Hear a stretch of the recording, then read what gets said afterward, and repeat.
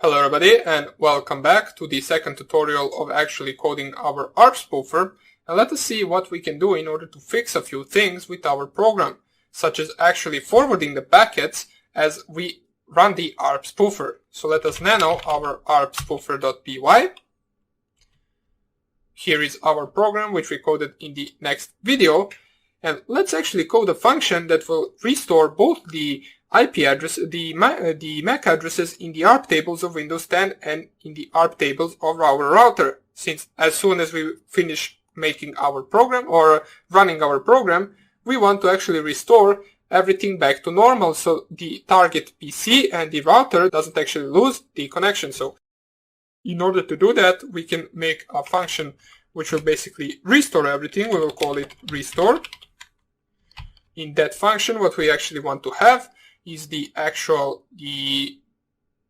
IP address of our target and the IP address of our router. So we will just set it right here.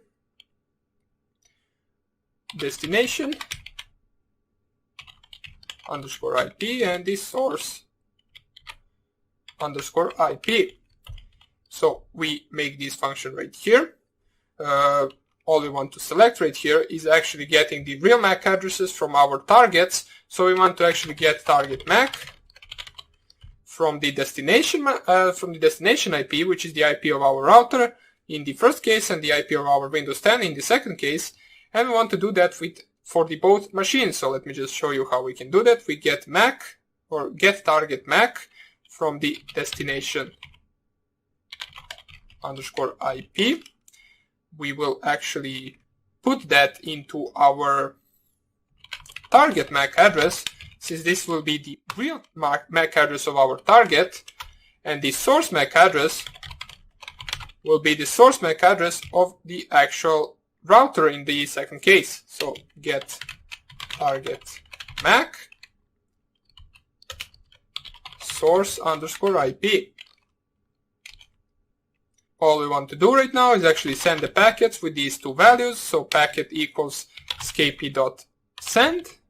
Pardon me, not scapy.send. We first of all need to create the packet before we actually run it. We only created the MAC addresses. So open and close this.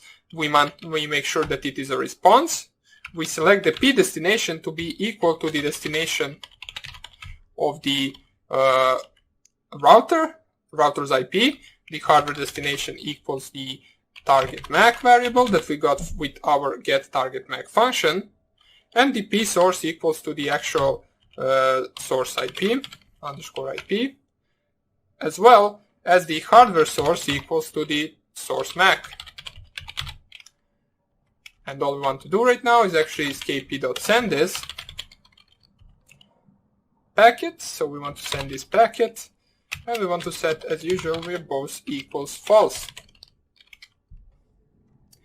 So all we have to do right now is, as soon as we actually close our program, we want to run the restore function on these two MAC IP addresses. So we run it on both our Windows 10 and on both the routers. So restore also the Windows 10 machine. We need to perform 2 times this function for each of the machines. And then we can actually exit the program. So everything should be good to go. Let me just double check everything. Now, in order, if you actually wanted to target multiple machines, you can just put this in, for example,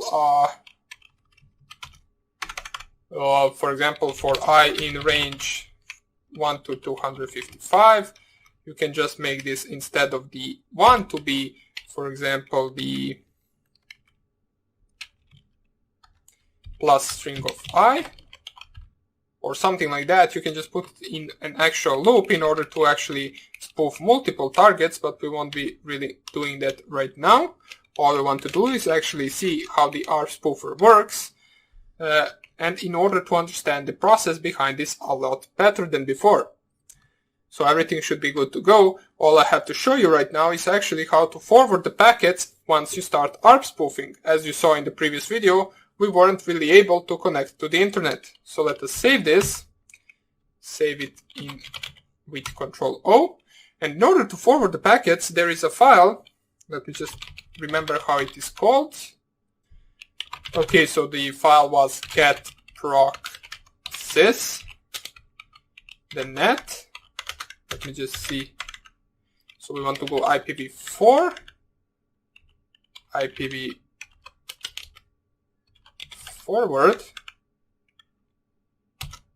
Okay, so that is the file. Let me just clear the screen. So if you cat the proc sys net IPv4 and then IP forward, you get this 0 in that file, which means we are not forwarding the packets. But if you echo into that file, so let me just show you, if you just write echo 1 and then the arrow to right, if you press enter on this path and you cat it once again, right now we have 1 in that file, which means we are forwarding the packets. So if we run our ARP spoofer once again with the arpspoofer.py, everything is running smoothly. Now, first of all, before we go to the internet, let us try to run the ARP-A in order to see if we successfully spoofed the MAC address. As you can see, we still didn't, but if I run once again, right now the MAC address is spoofed. And right now, in the previous video, as you saw, we weren't able to access the internet, but if we click right here once again, we open the Google Chrome from our target PC. We, for example, want to run the twitter.com.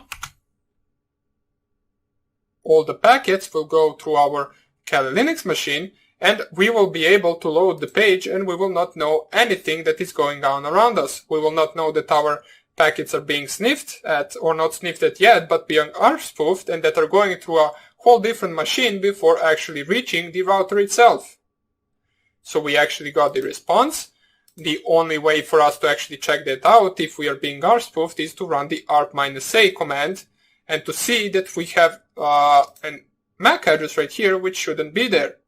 As you can see, the first alarm would be that we actually have 2 IP addresses that have the same MAC address, which isn't really possible. So that would be the first way for you to find out that you are actually being ARP spoofed. So that would be about it for this video. We successfully coded our ARP spoofer, but before we actually close this video, let me see if I just press Ctrl-C and open my command prompt once again. Let's see if our router MAC address actually returned back to normal. And as we can see, it did. So the MAC address returned back to normal. So once we actually start running this program, the target will not notice anything, since we actually made a restore function which will restore back the true MAC addresses of the target and of the router. So that would be about it for the ARP spoofer. We will continue coding in the next lecture. Hope you enjoyed this video, and I hope I see you in the next tutorial. Bye!